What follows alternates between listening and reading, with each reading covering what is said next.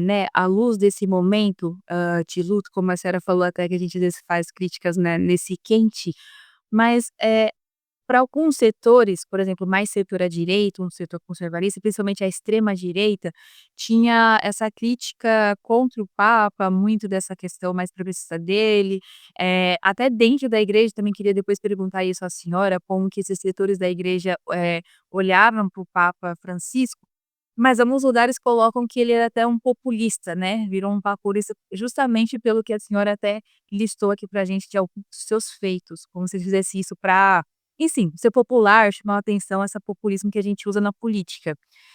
E nesse sentido eu queria perguntar para a senhora se a senhora tende a concordar, ou a gente quando fala do Papa Francisco ser um papa progressista, a gente fala mais olhando, pela instituição católica ainda ser muito conservadora, e aí ele se destoar diante disso, ou seja, no fundo ele era, um papa tranquilo, mas, pela igreja ser tão conservadora ele se destoava. Faz um pouco sentido a gente olhar nessa linha? Olha, eu acho assim que existem palavras que precisam ser explicadas. Por exemplo, dizer assim: "O Papa, Francisco é progressista". Eu tenho que explicar o que que eu estou entendendo por progressista. O Papa Francisco é populista, e eu tenho que explicar o que é que eu estou entendendo por populista.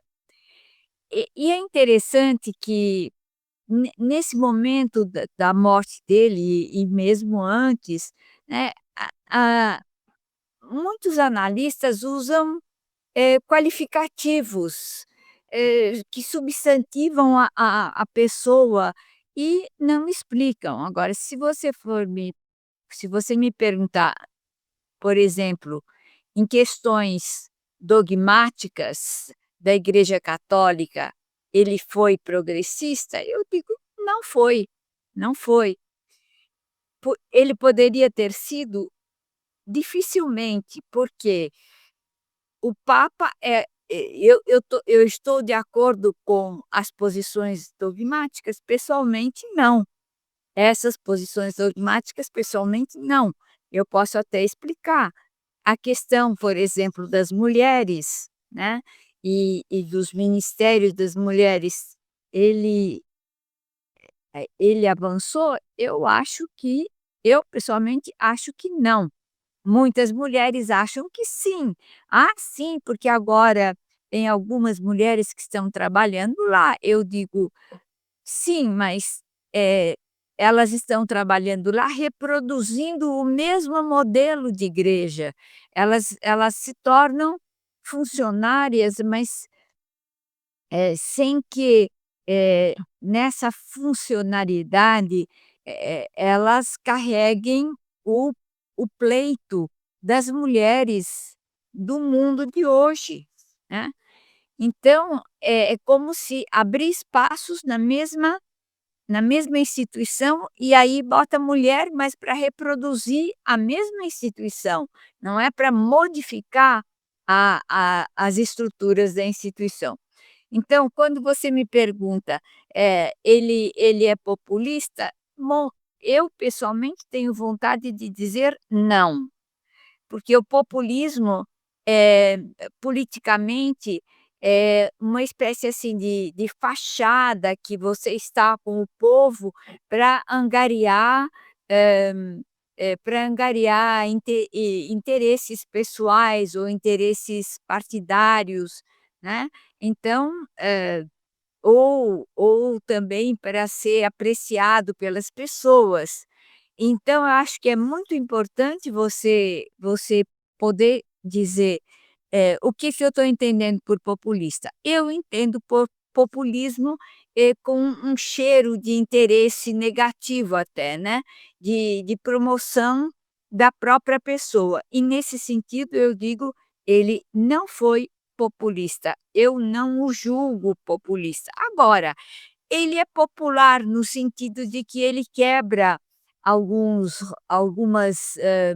como é que é, expectativas, ele é capaz de, sair, do carro e dar a mão alguém, ele é capaz de mostrar uma camiseta de um clube de futebol, e ele é capaz de dar um beijo num doente, o que normalmente não se faz, até de abraçar uma criança. Ele sai dos protocolos, ele sai dos protocolos. Então, ele, nesse sentido, ele é mais popular, ele é menos estilizado como o modelo imperial, como eu já disse desde o começo, não é? Então, acho que, eh, eu diria assim que, muitas vezes, as pessoas gostam desses rótulos. "Ele é isso, ele é aquilo", eu digo: "Ele é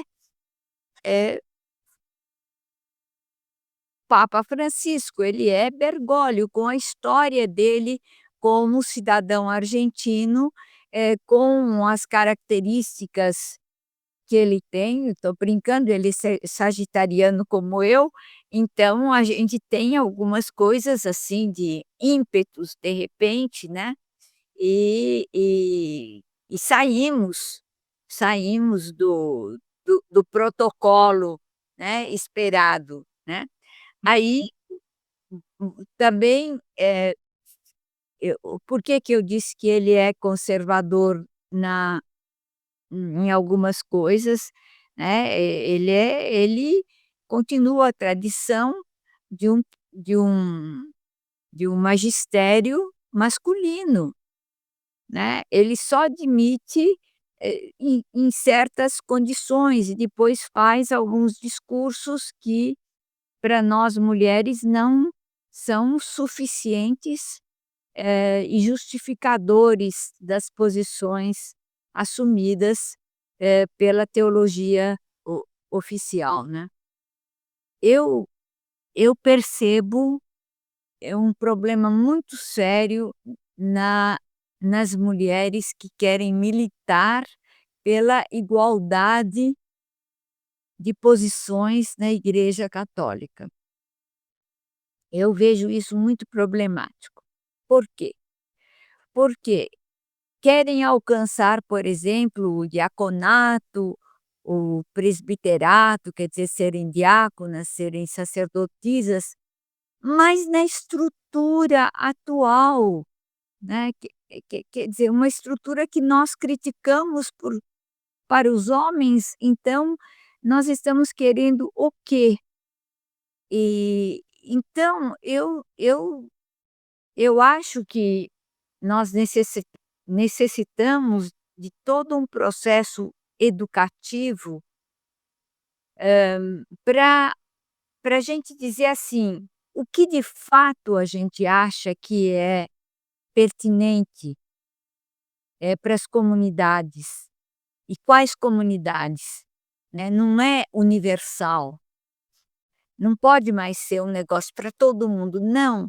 Se você vai trabalhar, numa comunidade periférica, se você vai trabalhar com doentes, se você vai trabalhar com crianças, se você vai trabalhar com jovens, existem ministérios diferentes, mas que não devem necessariamente ser ditados pelo modelo masculino. E eu, às vezes, tenho a impressão que a gente quer caber na caixa masculina. Eu me recuso a isso. Eu não quero ser ordenada de nem vão me ordenar, mas, enfim, não quero ser ordenada de jeito nenhum nesse modelo, não quero.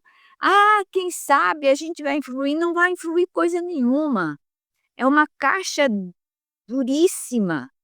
É uma couraça que vai ser colocada em nós, entendeu? É muito diferente das igrejas protestantes, apesar de que também nas igrejas protestantes há uma desvalorização hierárquica das mulheres, né.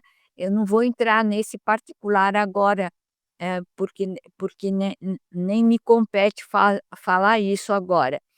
Mas então eu acho que nós mulheres temos que fazer teologia não achando que é a teologia dos homens, que tem que ser copiada por nós, ou uma teologia que eles vão ter que aprovar, né.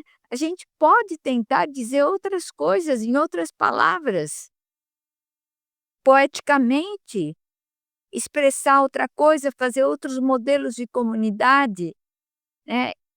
Aí vocês entra a questão, então vai enfraquecer o catolicismo? Vai, vai. Esse catolicismo rígido tem que ser enfraquecido, né. Esse catolicismo que no fundo acaba sendo cúmplice religioso de um certo capitalismo vigente, que nós também ganhamos dinheiro com as nossas igrejas, não só não só o neopentecostalismo, é fácil apontar, né, mas nós também temos que rever os fundos que fazemos nas nossas igrejas, salvo raríssimas exceções, salvo raríssimas exceções.